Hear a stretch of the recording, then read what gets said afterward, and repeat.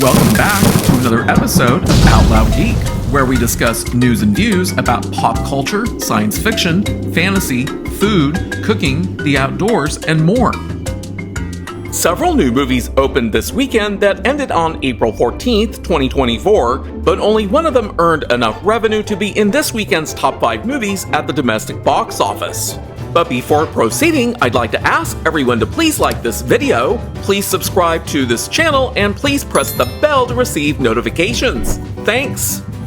We'll first do a quick recap of this weekend's top 5 movies at the domestic box office. Opening to the number 1 spot this weekend was Alex Garland's dystopian action movie Civil War that has a moderately high production budget of $50 million. The movie earned $25.7 million domestically for its opening weekend, but no international box office has yet been reported, as of the time that I am recording this video. Godzilla x Kong: The New Empire fell to the number 2 position in this weekend's domestic box office by earning another $15.5 million to bring its domestic box office total up to $157.9 million. Internationally, the movie earned another $52.6 million to bring its current international box office total up to $278.6 million. So globally, the movie earned another $75.5 million to bring its current global gross box office total up to $436.5 million, which is more than its upper estimated break-even point of $405 million, so the movie has most definitely broken even this weekend, as I had expected it would in the video that I had released last week. Remaining in third place domestically this weekend was Ghostbusters: Frozen Empire, which earned another $5.8 million to bring its current domestic box office total up to $97 million. Internationally, the movie earned another $13.7 million to bring its current international box office total up to $63 million.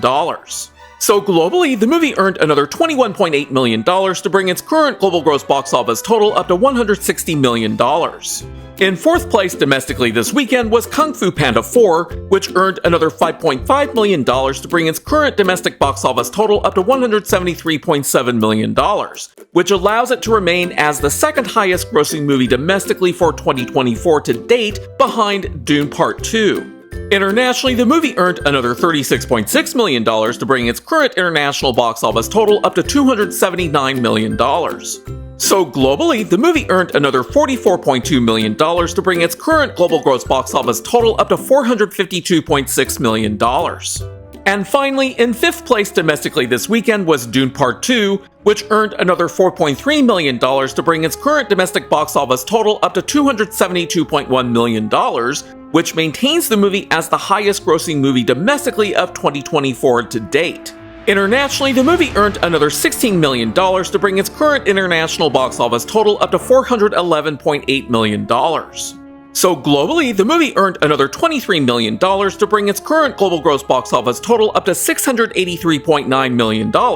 which maintains Dune Part 2 as the highest grossing movie worldwide for 2024 to date. So going back to Civil War, with a $50 million production budget, when multiplied by 2.5 and 3.0 respectively to account for the 50% of gross box office ticket sales that movie theaters keep for themselves, as well as the additional costs of marketing the movie and other miscellaneous costs that the studio pays above and beyond the production budget, we get an estimated break-even point ranging from $125 million to $150 million.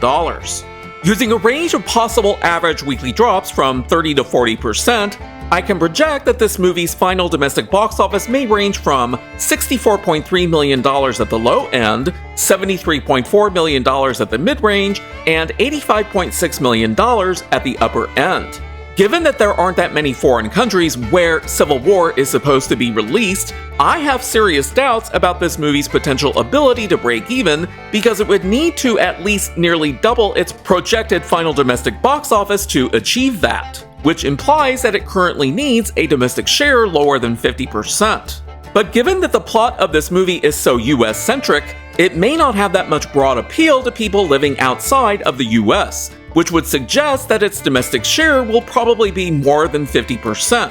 Thus, I am currently not inclined to believe that this movie is going to break even. Going back to Godzilla x Kong: The New Empire, it reportedly had a production budget of $135 million, which, when we multiply by 2.5 and 3.0 respectively, we get an estimated break-even point ranging from $337.5 million to $405 million. So to project what the final domestic box office for Godzilla x Kong: The New Empire might be, I'll use a range of average weekly drops that are based on one standard deviation above and below the overall average weekly drop for the past 4 Warner Bros. Godzilla movies, which is 39.47%. And with a standard deviation of 6.58%, that creates a range from 32.89% to 46.05%. Using that range, I can project that the final domestic box office for Godzilla x Kong: The New Empire may range from $185.3 million at the low end, $193.8 million at the mid-range, and $205.5 million at the upper end, which is lower than last week's projected range. To project what this movie's final global gross box office might be, I'll use the movie's current domestic share of 36.18%, which is slightly lower than last weekend's domestic share and is now within one standard deviation of the previous 4 movies' average domestic share of 29.57%. So using the movie's current domestic share of 36.18%, I can project that the movie's final global gross box office may range from $512.3 million at the low end, $535.6 million at the mid-range, and $568.1 million at the upper end, which is much lower than last week's projections. But Godzilla x Kong: The New Empire, like Dune Part 2 and Kung Fu Panda 4, has broken even, so any additional money that the movie earns will now count towards its profit. Now going back to Ghostbusters: Frozen Empire, this is the 5th movie within the Ghostbusters franchise, which began in 1984. With a production budget that's only $100 million, when multiplied by 2.5 and 3.0 respectively, we get an estimated break-even point ranging from $250 million to $300 million. As I had explained in last week's box office roundup video, while there are 4 previous Ghostbusters movies, the first one has such a low average weekly drop that it artificially lowers the franchise average weekly drop too much and also creates too large of a standard deviation to be useful. So instead, I'm using the past 3 Ghostbusters movies to create an adjusted franchise average weekly drop of 32.02% and a corresponding standard deviation of only 5.13%, which gives me a range of possible average weekly drops from 26.9% to 37.15%, which is a very reasonable range. And using that range in conjunction with the current domestic box office earnings for Ghostbusters: Frozen Empire, I can project that its final domestic box office earnings may range from $110.6 million at the low end, $114.1 million at the mid-range, and $118.7 million at the upper end, which is slightly lower and more narrow overall than last week's projections. The movie's current domestic share dropped again to 60.62% from last week's 64.32%, which places it below the franchise's average domestic share of 63.46%. And when I use the movie's current domestic share of 60.62%, I can project that the final global gross box office for the movie may range from $182.5 million at the low end, $188.2 million at the mid-range, and $195.8 million at the upper end, which is a slightly lower and more narrow range than last week. Thus, Ghostbusters: Frozen Empire is a flop, and will most likely lose as much as $54.2 million to $117.5 million in global gross box office revenue, which, when divided by 2 to account for the 50% of gross box office ticket sales that movie theaters keep for themselves, means that the production companies behind it, which include Sony and Columbia Pictures, currently stand to lose anywhere from $27.1 million to $58.7 million.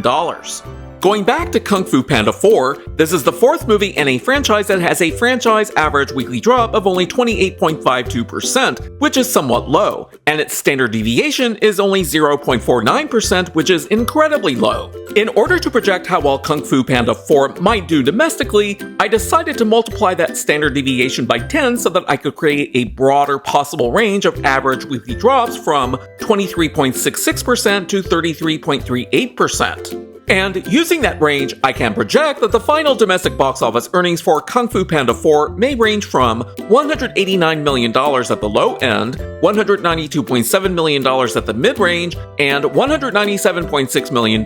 at the upper end, which is slightly lower than last week's projected range. And the movie's domestic share did slightly drop again to 38.37%, so I can project that the movie's final global gross box office will probably range from $492.4 million at the low end, $502.1 million at the mid-range, and $514.9 million at the upper end, which is a similar but slightly more narrow range than last week's projections. Given that Kung Fu Panda 4 has a production budget of only $85 million,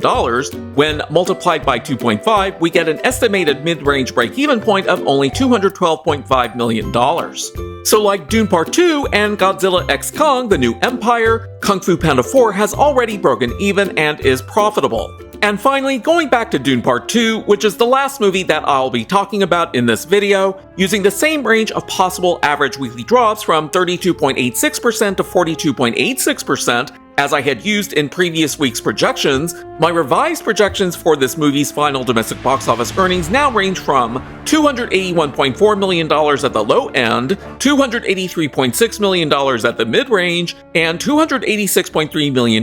at the upper end, which is a very similar but more narrow range than last week's projected range. The movie's domestic share dropped slightly to 39.79%, which I can use to project that the movie's final global gross box office revenue will probably range from $707.4 million at the low end, $712.7 million at the mid-range, and $719.5 million at the upper end, which is a slightly more narrow range than last week's projections, and continues to strongly suggest that the movie will break $700 million soon. Given that Dune Part 2 has an estimated break-even point ranging from $475 million to $570 million,